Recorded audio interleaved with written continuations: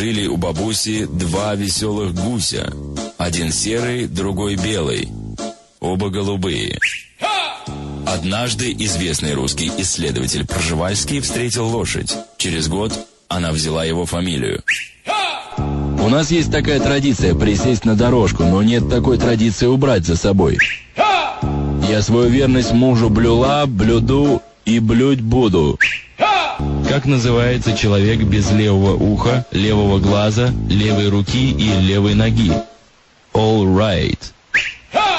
Заходит бизнесмен в офис с группой иностранцев и говорит секретарю: «Ирочка, мне, пожалуйста, кофе, а этим 3 пидорам кефир».